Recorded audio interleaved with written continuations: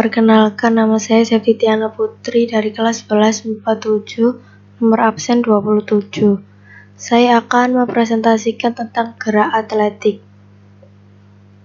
Di sini ada yang pertama, yaitu lompat jauh. Melompat adalah gerakan-gerakan yang sering kita lakukan setiap hari, baik itu lompat jauh atau lompat tinggi, dan untuk jarak yang sempit atau rendah, maupun untuk jarak yang lebar atau tinggi. Tujuan lompat jauh adalah untuk melompat sejauh mungkin. Lintasan untuk lari awalan panjang 30-40 meter dan lebar 1,22 meter. Harus rata dan tidak licin. Untuk ukuran papan tolakan panjang 1,22 meter, lebar 20 cm, dan tebal 1 cm. Papan tolakan harus dicat putih dan harus rata dengan tanah serta ditanam sekurang-kurangnya 1 meter dari depan bak pasir pendaratan. Lebar tempat pendaratan minimal 1,22 meter. Jarak garis tolakan sampai akhir tempat lompatan minimal 10 meter. Permukaan tempat mendarat harus sama tinggi atau datar dengan sisi atas papan tolakan. Keterampilan gerak lompat jauh ada awalan, tolakan, melayang, dan mendarat. Tahap awalan. Berdiri pada jarak 30-40 meter dari papan tolakan atau bak pasir. Berlari cepat mulai awal hingga pada saat langkah-langkah akhir. Gerakan langkah diperpanjang tanpa mengurangi kecepatan lari untuk persiapan melakukan tolakan. B. Tahap tolakan. Tolakan harus dilakukan tepat dengan tolakan dengan satu kaki yang terkuat. Tumpuan tolakan menggunakan ujung telapak kaki dengan menghentakkan tanah. Lutut sedikit dibengkokkan dengan pinggang sedikit ke depan serta kaki mengayun ke depan. Tolakan harus kuat dan cepat saat titik pusat gravitasi melewati kaki.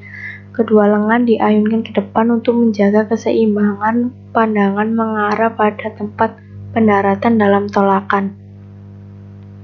C. Tahap sikap melayang. 1. Gaya jongkok. Posisi badan jongkok agak sedikit ke depan dan pandangan ke tempat pendaratan. Kedua, dengan lurus ke depan, lengan lurus ke depan yang sejajar dengan bahu dan siku sedikit dibengkokkan. Kedua tungkai dalam posisi menggantung, lutut ditekuk dan telapak kaki menghadap ke bawah. 2. Gaya menggantung.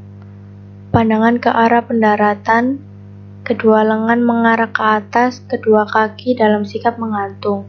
Ketiga, gaya berjalan di udara.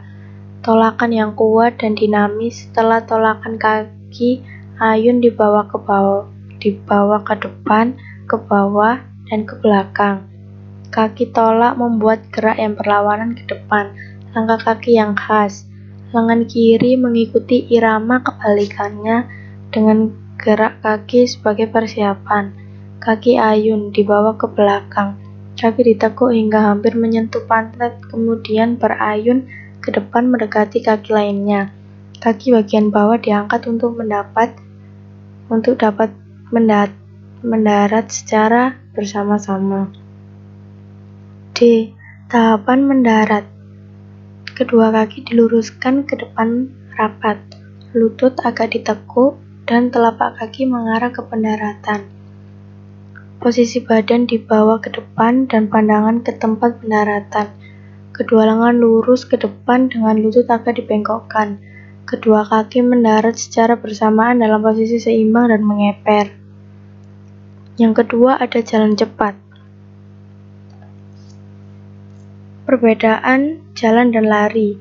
Jalan, gerak berpindah tempat atau memindahkan tubuh dari satu titik ke titik lainnya dengan cara melangkah menggunakan kaki secara bergantian. Sedangkan lari definisinya sama dengan jalan, tetapi perbedaannya yaitu cara melangkahnya dengan kaki secara bergantian dan ritmenya lebih cepat dari berjalan. Untuk jalan cepat adalah gerak maju dengan melangkah tanpa adanya hubungan terputus dengan tanah. Hal-hal yang harus diperhatikan saat jalan cepat. Perhatikan togok, posisi kepala, kaki waktu melangkah, gerakan lengan dan bahu. Keterampilan gerak olahraga atletik, teknik jalan cepat. 1. Melakukan teknik jalan cepat. 2. Fase tumpuan kaki yang terjadi pada suatu saat yang sangat pendek pada saat kedua kaki berada atau menyentuh tanah. Pada saat akhir fase dorong bersama dengan awal fase tarikan. Fase tarikan ini lebih lama dan menyebabkan gerakan pilin atau berlawanan antara bahu dan pinggul. Yang ketiga, fase tarikan. Setelah fase terdahulu selesai, gerakan tarikan mulai. Ini dilakukan oleh kaki depan akibat dari kerja rumit dan inersia dari titik gravitasi badan. Yang keempat, fase relaksasi. Fase ini adalah fase di tengah antara selesainya fase tarikan dan awal dari fase dorongan kaki. Yang terakhir, fase dorongan. Bila fase terdahulu selesai dan bila titik pusat gravitasi badan mengambil alih kaki tumpu. Kaki yang baru saja menyelesaikan gerakan tarikan mulai mengambil alih gerakan dorongan. Sedangkan kaki yang lain bergerak maju dan mulai diluruskan. Ada jangkauan gerak yang lebar di mana pinggang berada di sisi yang sama. Maju searah memungkinkan fleksibilitas yang besar dan memberi kaki dorong waktu yang lebih lama bekerja dengan meluruskan pergelangan kaki dan lengan melakukan fungsi pengimbangan secara diametris berlawanan dengan kaki. Untuk yang ketiga ada lempar lembing.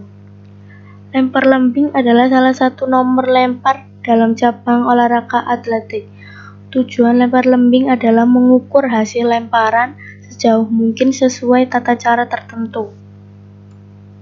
Tahapan-tahapan melakukan gerakan lempar lembing yaitu cara memegang lempar lembing. Pegangan dengan ibu jari dan telunjuk, yaitu pertama dengan cara Finlandia.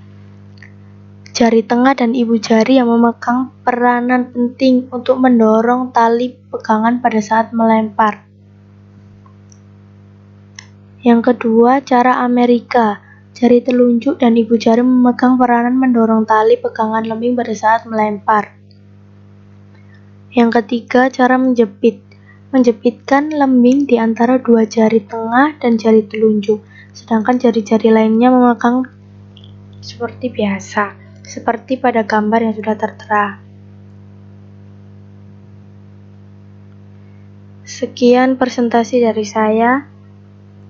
Bila ada kesalahan mohon dimaafkan. Terima kasih. Wassalamualaikum warahmatullahi wabarakatuh.